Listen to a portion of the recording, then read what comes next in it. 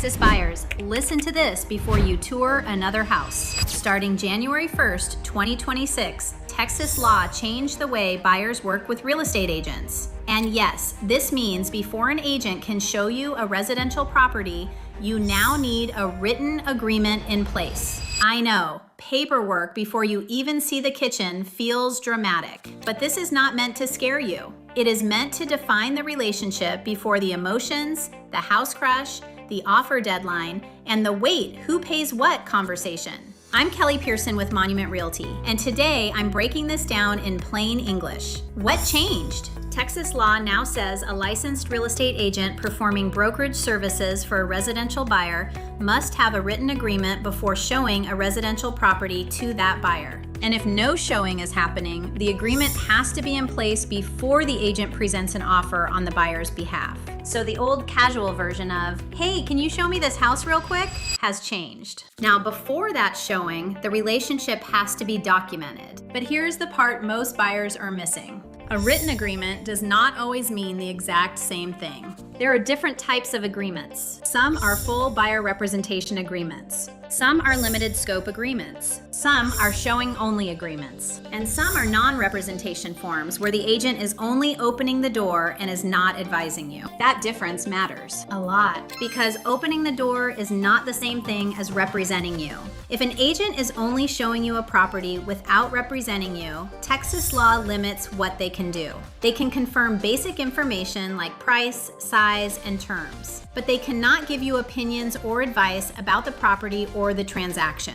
So if you are asking questions like, is this priced well? What should we offer? Is this inspection issue a red flag? How do we compete? What terms protect me? Should I walk away? That is representation territory. That is not just a door opening appointment. Now, what has to be in the written agreement? At a minimum, it needs to say what services the agent is providing. It needs a termination date. It needs to say whether the agreement is exclusive or non-exclusive. It needs to say whether the agent represents you as the buyer's agent or whether the agent does not represent you and is only showing the property. It also needs to state the amount or rate of compensation the broker will receive and how that amount is determined. And it must clearly disclose that broker compensation is not set by law and is fully negotiable. That line is huge. Because one of the biggest misunderstandings in the market is that buyers think commissions are automatic, standard, or already handled. They are not. Compensation is negotiable. How it is paid can vary. The seller may offer compensation. The buyer may pay it. It may be handled through negotiations.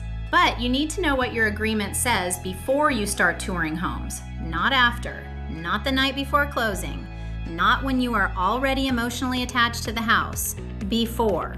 Here is where buyers can get tripped up. Number 1, exclusivity. If the agreement is exclusive, you may be committing to work with that broker for the covered market area, time period, and property type listed in the agreement. That can be completely fine when you know, trust, and want that agent representing you, but you should understand what you are committing to. Number 2, the term. How long does the agreement last? 1 showing, 1 day, 2 weeks, 3 months, longer? Do not skip this section. Number 3, the market area. Is it one property, all of Collin County, all of North Texas? A specific city like McKinney, Allen, Frisco, Plano, Prosper, or Celina? Make sure the market area matches the actual relationship. Number 4, compensation. What is the B? Broker compensation. Is it a percentage, a flat fee? Is there an admin fee? Is there a retainer? What happens if the seller does not offer enough compensation to cover what your agreement says? Do you owe the difference? That is the part buyers need to understand clearly. Number 5, termination. Can you cancel? How do you cancel? Does it have to be in writing? Are there fees?